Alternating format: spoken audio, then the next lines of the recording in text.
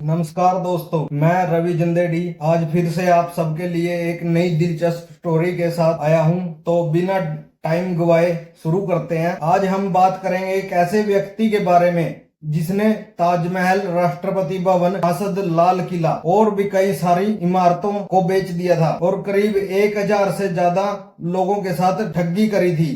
कुछ तो केस सामने आए और कुछ ने तो रिपोर्ट ही दर्ज नहीं कराई। इसकी सबसे बड़ी खासियत ये थी कि वो ठगी के पैसे अमीरों से लूटता और गरीबों में बांट देता और पुलिस से कभी भी ज्यादा समय तक जेल में नहीं रख पाई। वो कुछ ना कुछ जाल बिछाता और भाग जाता। उसकी एक और सबसे बड़ी खासियत ये थी कि वो जिस किसी के सिग्नेचर एक बार देख लेता वैसे ही हूबहू सिग्नेचर कर देता था। ये कला उसे गॉड गिफ्टेड थी। जी हाँ दोस्तों, आज हम बात करेंगे द बिगेस्ट कॉनमैन, दुनिया का सबसे बड़ा ठग मिस्टर नटवरलाल के बारे में, जिसका पूरा नाम मिथिलेश श्रीवास्तव था। उनका जन्म सिवान डिस्ट्रिक्ट के जीरादेई शहर गांव बांद्रा में हुआ था 1912 में। जीरादेई शहर दो लोगों के लिए मशहूर था, एक तो नटवरलाल जी के लिए और दूसरा हमारे देश के पहले राष्ट्रपति राजेंद्र प्रसाद जी के लिए। दोनों का जन्म वहीं हुआ था और दोनों ने एलएलबी की पढ़ाई भी इकट्ठी ही करी थी। एक तो राष्ट्रपति बन गया और एक दुनिया का सबसे बड़ा ठग बना। वहाँ के लोग नटवरलाल को मिस्टर नटवरलाल या फिर मिथिलेश बाबू बोलते हैं। वो उन्हें एक आइडल की तरह मानते हैं और उन्हें सम्मान देते हैं क्योंकि उन्होंने वहाँ के लोगों के लिए बहुत कुछ किया था। जब भी वो अपने गांव में जाता तो बच्चों की पढ़ाई के लिए गरीबों को खर्चा देकर आता था। सभी लोगों के लिए भंडारा करवाता था। जिसे भी लड़की की शादी करनी होती उन्हें चंदा देता और सभी लोगों की आर्थिक रूप से सहायता करता था। तभी तो आज तक उनके घर को ऐसा ही रखा गया है। किसी ने उस घर पर आज तक कब्जा नहीं किया और ना ही किसी और को घर से छेड़छाड़ करने दिया है। वो कहते हैं कि बहुत से बड़े बड़े लोग उनके घर को देखने के लिए आते हैं, इसलिए हम लोग उस घर को प्रोटेक्ट करते हैं। फिलहाल तो वह खंडर बन चुका है। उनके पिता का नाम रघुनाथ प्रसाद श्रीवास्तव था, जो कि रेलवे की सरकारी नौकरी किया करते थे। जब वो आखिरी बार गांव गया तो वो 3 गाड़ियों के काफिले के साथ गांव में पहुंचा। वहां जाकर भंडारा करवाया और सबको, भंडारे में आने वालों को 100-100 रुपए देकर आया था। उस समय 100 रुपए की कीमत 1000 के बराबर थी। अब हम आते हैं उनकी अचीवमेंट के बारे में। उन्होंने ठगी की शुरुआत अपने ही गांव के एक बड़े अमीर आदमी से करी थी। एक दिन उस बड़े आदमी ने पैसे निकलवाने के लिए एक ड्राफ्ट नटवरलाल को दिया और कहा, जाओ बैंक से पैसे निकलवा लाओ। तो नटवरलाल गया। उसने देखा कि जो ड्राफ्ट पे साइन है वैसे ही मैं भी करके देखता हूँ। उसने पहली ही बार में वैसे ही हूबहू साइन कर दिए।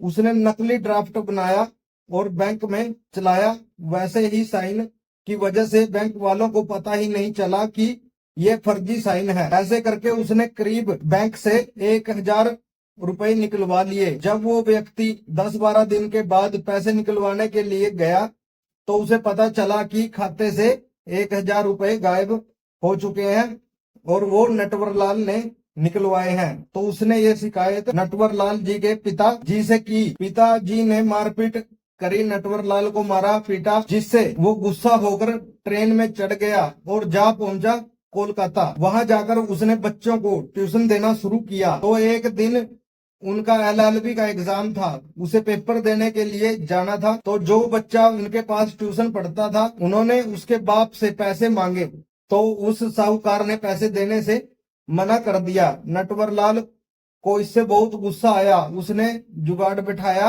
और उस व्यापारी से कहा कि मैं आपको सस्ते दाम पर रुई कॉटन दिलवा सकता हूँ। मेरा एक दोस्त है जो रुई का थोक विक्रेता है। इसमें व्यापारी को लालच आया और उसने 4.5 लाख रुपए नटवरलाल को ऑर्डर के दे दिए। रुपए लेकर नटवरलाल वहां से फरार हो गया और दिल्ली आ पहुंचा। वहां एक और ठगी को अंजाम दिया। उस समय नरेंद्र तिवारी फाइनेंस मिनिस्टर थे और राजीव गांधी प्रधानमंत्री थे। तो वो एक दिन कन्नॉट प्लेस की एक बड़ी सी घड़ी की दुकान पर पहुंचा। एकदम वेशभूषा बदल के नेता जैसे कपड़े डालकर और उनको जाके बोला कि मैं नरेंद्र तिवारी जी का पीए हूँ, पर्सनल सेक्रेटरी हूँ, और नरेंद्र तिवारी जी ने एक मीटिंग रखी है कांग्रेस की, जिसमें वो सभी नेताओं को एक एक घड़ी गिफ्ट करना चाहते हैं। आप महंगी से महंगी घड़ी दिखाइए। दुकानदार ने महंगी से महंगी घड़ियां नटवरलाल को दिखाई। नटवरलाल ने 90 घड़ियों का ऑर्डर दिया और बोला मैं कल आके ले जाऊंगा।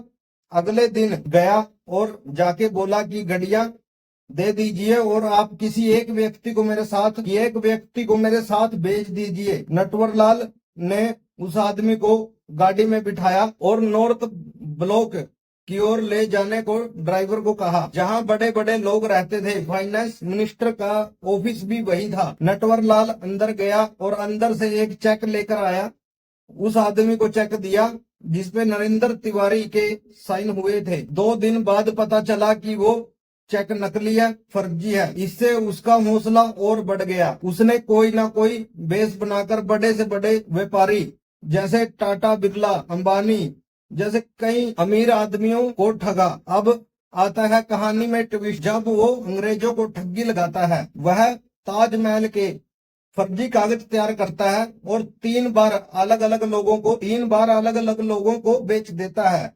2 बार लाल किला बेचता है, 1 बार राष्ट्रपति भवन बेचता है और 1 बार तो सांसद ही बेच देता है। और 1 बार तो सांसद में 400-500 लोग बैठे थे और एमपी, एमएलए, प्रधानमंत्री सब वहीं पर बैठे थे। और सांसद जितने भी लोग वहां उस समय सांसद में बैठे थे, उसने उन सभी लोगों को भी बेच दिया। और जिस अंग्रेज को बेचा उसे कहा आज से ये सब आपके गुलाम हैं, ये सब लोग आज से आपके लिए काम करेंगे। 400 से ज्यादा ठगी के मामले दर्ज हुए नटवरलाल के खिलाफ।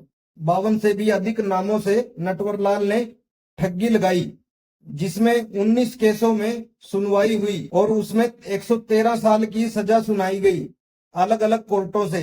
बाकी के मुकदमे अभी पेंडिंग थे। नटवरलाल 9 बार गिरफ्तार हुआ और 9 बार ही जेल से भागने में कामयाब हुआ। उसने कभी जमानत ही नहीं करवाई। एक बार जब वो जेल में गया था तो उसकी पत्नी उसे बार बार खत लिखती थी और कहती पैसों की बहुत तंगी है, खेत सूख रहा है, जुताई के पैसे नहीं है। तकरीबन 7-8 खत नटवरलाल को लिख दिए, लेकिन नटवरलाल ने कोई भी जवाब नहीं दिया। जेलर एक दिन नटवरलाल के पास पहुंचा और बोला कि तुम्हारी पत्नी ने इतने खत लिखे हैं, तुम जवाब क्यों नहीं देते, वो इतनी दिक्कत में है।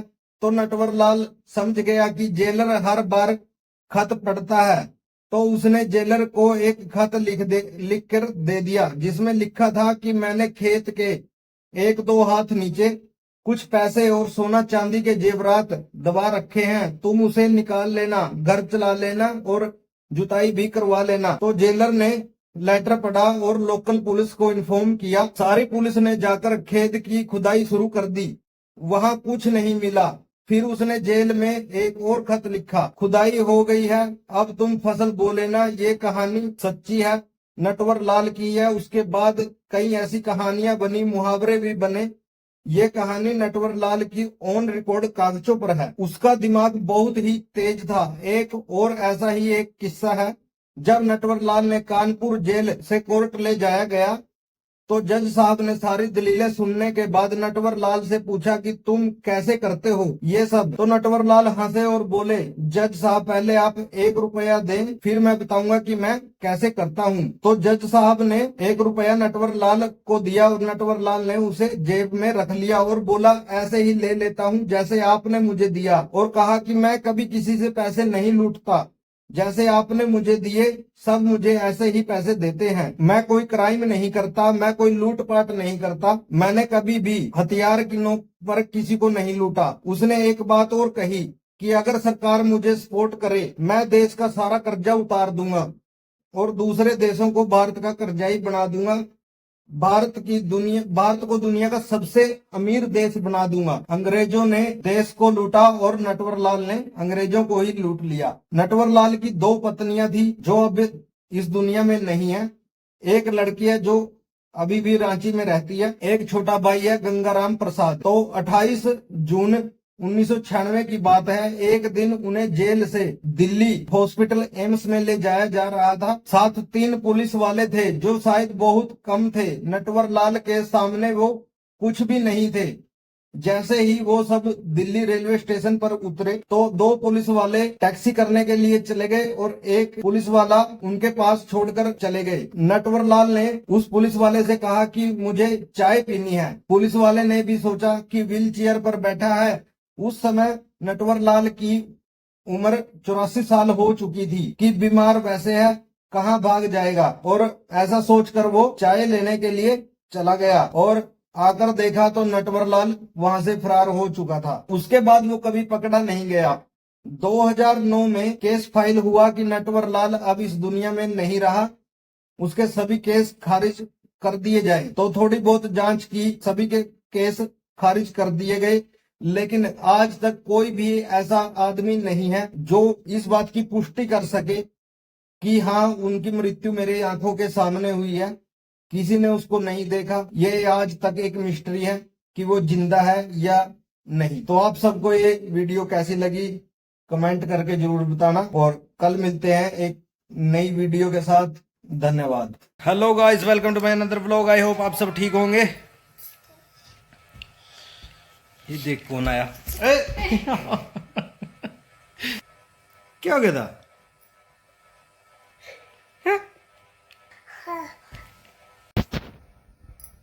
लगा ले चश्मा, चश्मा लगा ले बेटा। आई तेरी आगे। बैठियो बोला, बैठियो बोला।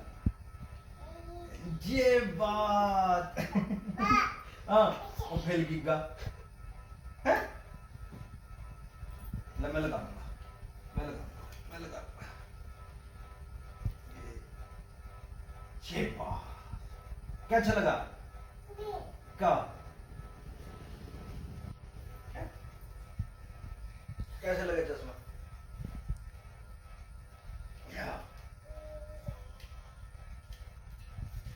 चश्मा ना तोड़ दिए बेटे, बड़ी मुश्किल से जुड़ा। अच्छे टाइम में जुड़ गया था, इवनी जुड़ने गए।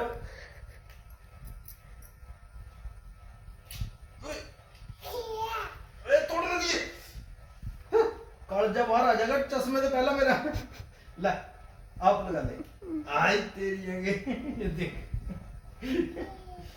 लगा ले तो लगा ले। ये ले पर मम्मा का मुंह करके लगा ले। ओ मम्मा को दिखा दे, लगा कर दिखाइए।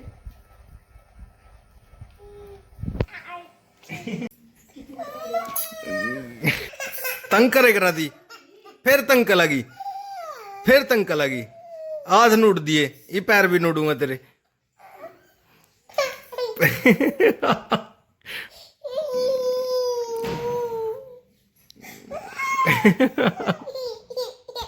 अच्छा अच्छा चल ला खोल लूंगा, ला ला अच्छा खोल लूंगा, ला अच्छा खोल लूंगा। लग कर ए, लग कर ले ए अच्छे ए ए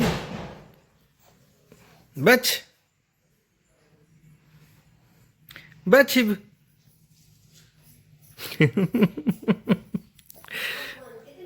दोबारा बांधू? ला बांधूंगा दोबारा, ला बांधूंगा। पैर बांधू तेरे? आप लग रही बांधन। अच्छा ले मेरे हाथ बांध दे, मेरे हाथ बांध दे तो। ओए।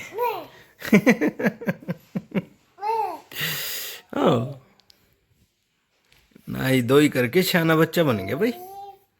नाई धोई करके शाना। ए गल ना गोट लिए मच्छा की।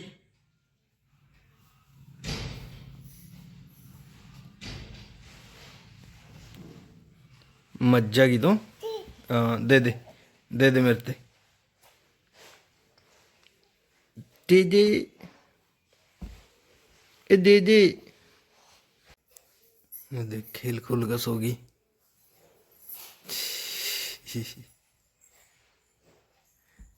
काकू चीज नहीं खांदा बेटी। ए काकू से चीज नहीं खांदा। सोगी भैया, नहीं खांदी कुछ भी। चल जद उठागी फिर खिला देंगे। बेचारी ना दोगा सोगी।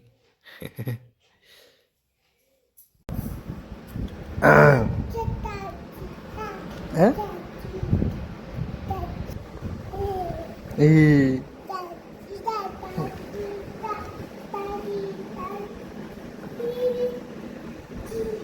टिका ही नहीं होंदी तेरा, टिका ही नहीं होंदी तेरा हैं? ए हाँ का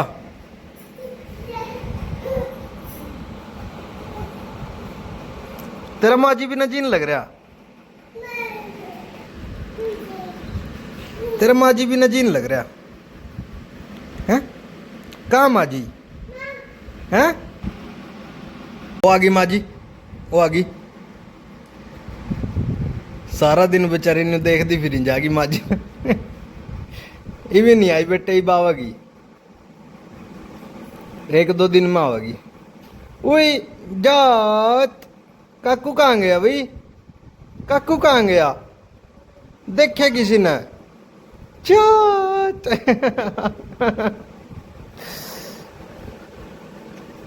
रसोई में रख दे बेटे, रसोई में रख दे। ए बोले से वही नई नई ड्रेसी, सुंदर सुंदर फ्रॉक, वही जय कर दे बेटे, जय कर दे माता की ना बेटे, चुन्नी जल जाएगी, चुन्नी जल जाएगी।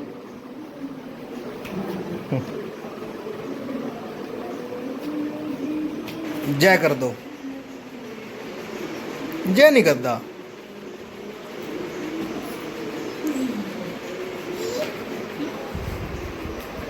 यो क्या खिड़की में खड़ी होगी। फोटो खिंचा रही, फोटो खींच इसकी।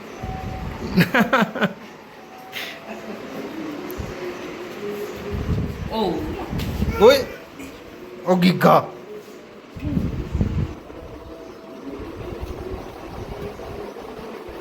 काकू माजी कहाँ रे, माजी कहाँ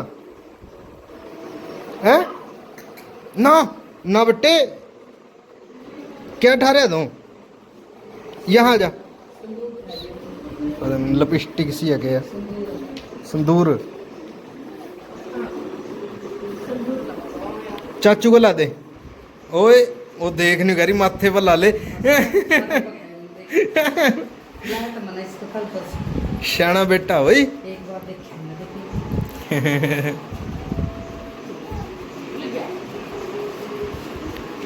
अपना भी लगा ले बेटे, लग गया चाचू का तो अपना लगा ले, अपना लगा ले तो।